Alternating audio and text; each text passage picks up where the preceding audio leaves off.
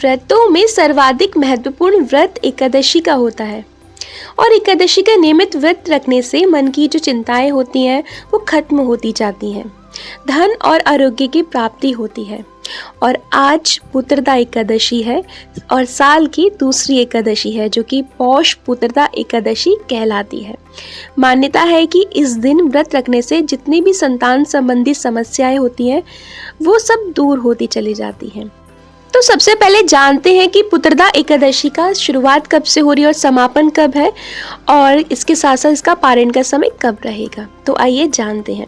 तो पुत्रदा एकादशी की शुरुआत 20 जनवरी यानी शाम 7:26 से शुरू हो रही है और इसका समापन 21 जनवरी 7:26 पर होगा। पौष पुत्रदा एकादशी के पारण का मुहूर्त है 22 जनवरी को सुबह 7:14 से लेकर 9:21 तक रहेगा। तो इस बीच आप पारण कर सकते हैं। इस बार की पुत्रदा एकादशी बेहद खास मानी जा रही है क्योंकि इस दिन द्विपुष्कर योग, शुक्ल योग और रोहिणी नक्षत्र का संयोग बनने जा रहा है। तो आइए अब पुत्रदा एकादशी की व्रत कथा को श्रवण करते हैं।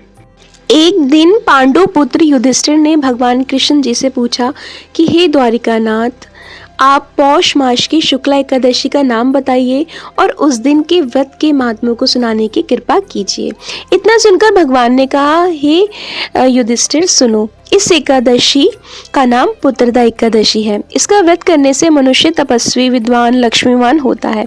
इस दिन भगवान की पूजा की जाती है। इस व्रत के समान संसार में कोई दूसरा व्रत नहीं है। इस विषय में मैं तुमसे एक पुरातन कथा को कहता हूँ, ध्यान पूर्वक सुनो।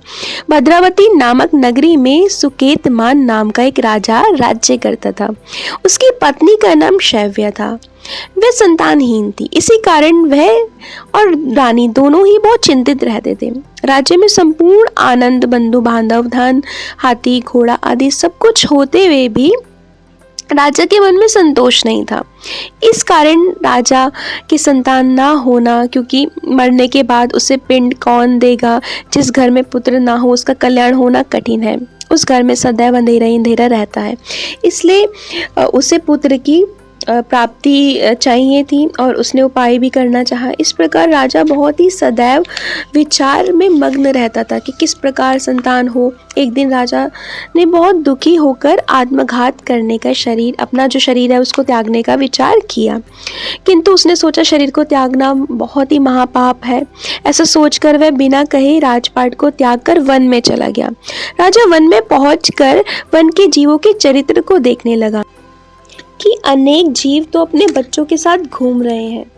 मृग, बाघ, सुअर, सिंह, बंदर, सर्प आदि अनेक जीवों को देख तथा वन में अनेक दृश्यों को निहार राजा को दोपहर व्यतीत हो गई।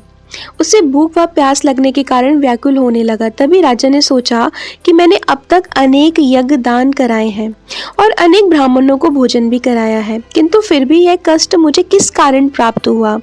तब राजा प्यास से व्याकुल होकर पानी की तलाश में आगे बढ़ा। आगे चलकर उसने देखा कि एक स्थान पर कुछ मुनियों के आश्रम बने हुए हैं और इस आश्रमों के पास एक सुंदर तालाब है जिसमें अनेक कमल खिले हुए हैं। यह सब देख राजा घोड़े से उतरा और मुनियों को जाकर दंडवत प्रणाम किया। मुनियों ने खुश होकर कहा कि हे राजन, आपके इस घोर वन में आने का कारण क्या है। राजा ने कहा, हे मुनि, आप कौन हैं और इस वन में निवास करने का आपका क्या कारण है। मुनियों ने कहा, नरेश, हम लोग विश्वदेव हैं और इस सरोवर पर स्नान करने आए हैं क्योंकि आज पुत्रदा एकादशी है। राजा ने कहा, हे ऋषिवर, मेरी कोई संतान नहीं है। यदि आप प्रसन्न हो तो मुझे भी एक पुत्र होने का वर दीजिए। मुनियों ने कहा, आज पुत्रदा एकादशी है, तुम इसका व्रत करो। भगवान की कृपा से अवश्य ही आपको पुत्र रत्न अवश्य ही प्राप्त होगा।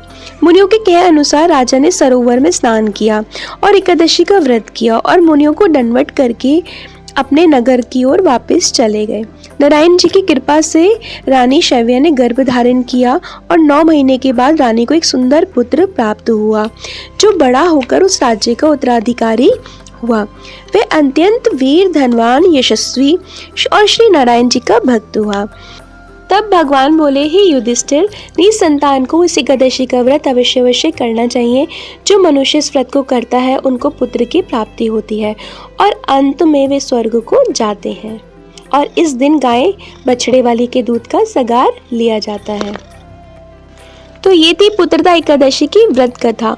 आप इस व्रत कथा को और भी सभी भक्तों तक पहुंचाएं ताकि और सभी भक्तों का भी कल्याण हो सके। और अगर आप मेरे चैनल पर नए हैं तो उस चैनल को आप सब्सक्राइब कर लें ताकि जो आने वाली वीडियोस है आप तक पहुंच सके। मिलते हैं नेक्स्ट वीडियो में। सभी भक्तों को प्रेम भरी राधे राधे।